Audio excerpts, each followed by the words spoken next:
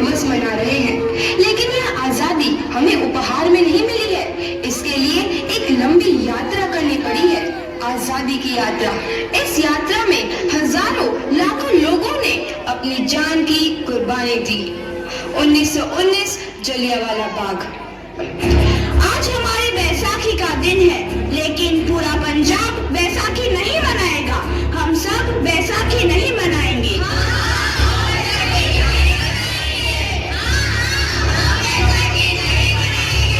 जब तक हम अंग्रेजों को भारत से बाहर नहीं निकाल देते, पूरा पंजाब बैसाखी नहीं मनाएगा। अच्छा, तो तुम सब हमारा विरोध करता है, भाग जाओ यहाँ से। इसका अंजाम बहुत ही बुरा होगा। हम नहीं जाएंगे, तुम लोग जाओगे। हमें नहीं, तुमको भारत से भागना होगा। Soldiers fire!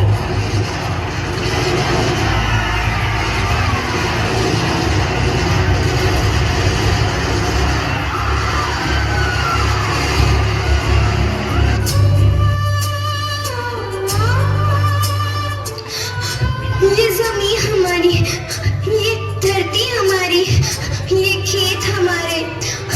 अभी थोड़ी देर पहले हमारी ये फसलें लहरा रही थी, पर इन अंग्रेजों ने हमारी फसलें बर्बाद कर दी। इन अंग्रेजों ने एक ही झटके में इन सब फसलों को काट दिया। अंग्रेजों, तुम्हारे इस अत्याचार से हम डरेंगे नहीं। इस अत्याचार का बदला लेकर रहेंगे। हम आजादी लेकर रहेंगे। जलियांवाला बाग हर हिंदुस्तानी की आंख नम कर गया। इस कांड में कितने मासूमों की आहुति चढ़ गई, इतनी हैवानियत से इंसानियत कत्ल कर दी गई। जलियांवाला बाग के हत्याकांड ने आजादी की आग में घी देने का काम किया।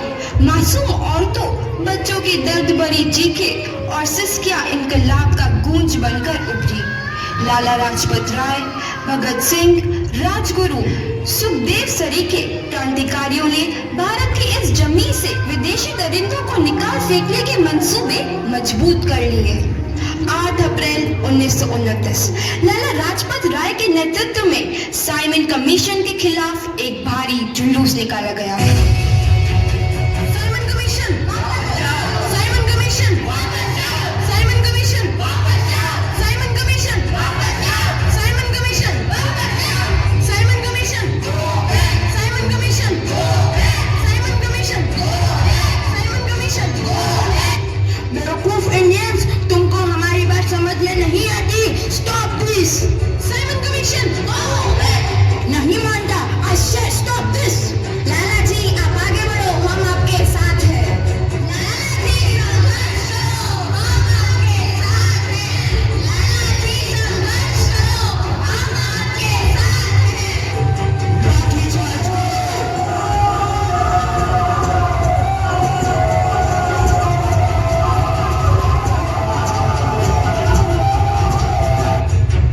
लाला जी को तो बहुत गहरी चोट लगी है, उनका सर फट गया है। मेरे शरीर में लगी एक एक लाठी अंग्रेजी सरकार के कफन में कील का काम करेगी। ये आजादी की लड़ाई रुकनी नहीं चाहिए। ये जिम्मेदारी मैं तुम सबको सौंप कर जा रहा हूँ। आओ, आओ। लाला लाजपत राय की दर्दनाक मौत के बाद भगत सिंह, सुखदेव, राजगुरु वतन के इन मतवालों के खून में ऐसा उबाल आया जिसका सामना करना अंग्रेजी सरकार के लिए मुश्किल हो गया। अंग्रेजों को करारा जवाब देने के लिए स्कॉट और सैंडर्स को मारने की रूपरेखा रची गई।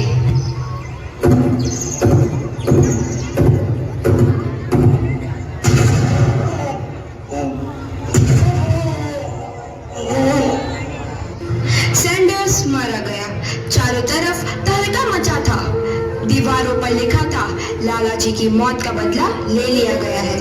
भगत सिंह समेत सभी वहां से फरार हो गए। 8 अप्रैल 1929 दिल्ली में ब्रिटिश सरकार की सेंट्रल लेजिस्लेटिव असेंबली की बैठक में 2 बम धमाके की आवाज सुनाई दी।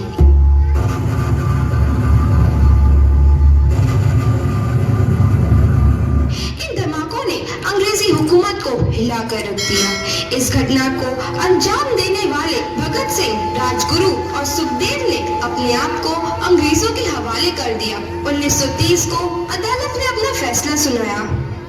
मुलजिम भगत सिंह, मुलजिम राजगुरु, मुलजिम सुखदेव को दफा 121 और दफा 302 के तहत ये अदालत तीनों को मुजरिम करार देती है और इस गुस्ताखी के लिए ये अदालत इन तीनों को सजाए मौत की सजा सुनाती है। सरफरोशी की तमन्ना अब हमारे दिल में है, देखना है जोर कितना बाजुए कातिल में है।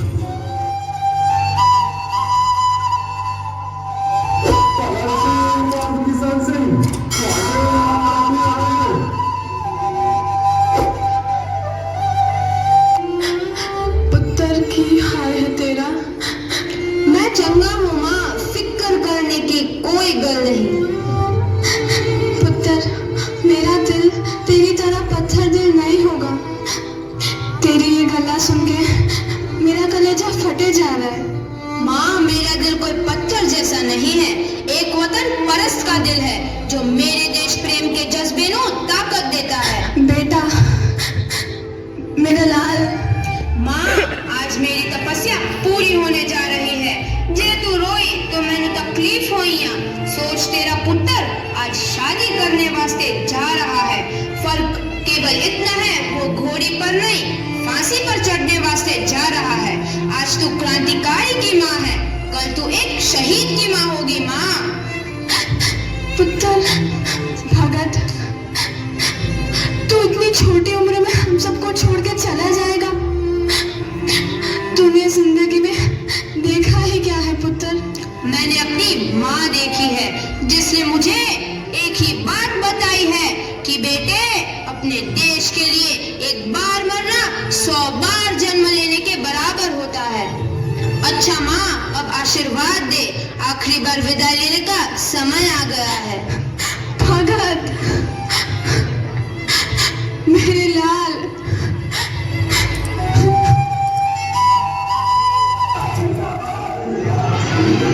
भगत सिंह, तुम्हारी कोई आखिरी ख्वाहिश? हमारे हाथ खोल दिए जाए। हम तीनों दोस्त एक दूसरे से गले मिलना चाहते हैं। उनके हाथ खोल दिए जाए।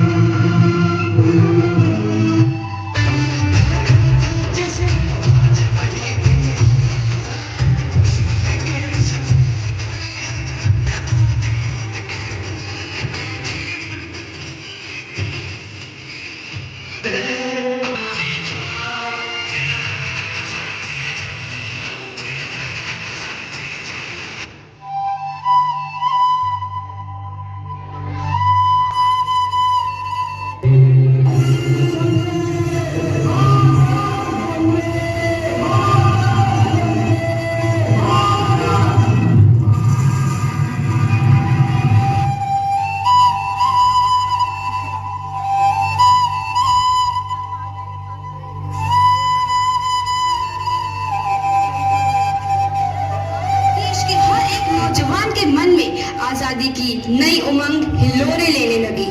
अंग्रेजों भारत छोड़ो का नारा जोर पकड़ रहा था। सबने एक आजाद भारत का सपना देखना आरंभ कर दिया था। हर कोई अपने अपने ढंग से इस महायज्ञ में अपनी आहुति दे रहा था। सुभाष चंद्र बोस, रानी लक्ष्मीबाई, तात्या टोपे और मंगल पांडे जैसे शहीदों की कुर्बानी करने आई। 15 अगस्त 1947 को भारत आजाद हुआ।